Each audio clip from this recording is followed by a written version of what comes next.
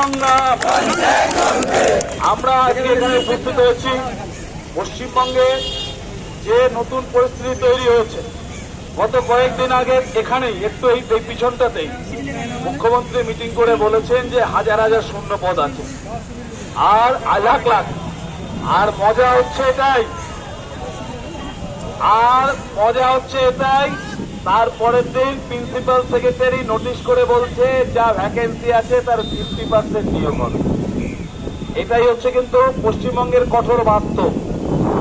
ফলে দলমত নির্বিশেষে রাজনীতির ঊর্ধ্বে উঠে সবাইকে এক জায়গায় এসে পশ্চিমবঙ্গের বেকার যুব সমাজের বঞ্চনার প্রতিবাদে যে লড়াই, সেই লড়াইকে এক জায়গায় আসতে হবে।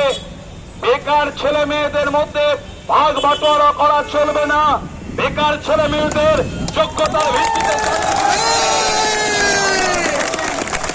আজকে পিএসসিতে দুর্নীতি হচ্ছে, আজকে স্কুল সার্ভিস কমিশন 8 বছর পরীক্ষা নেই, আজকে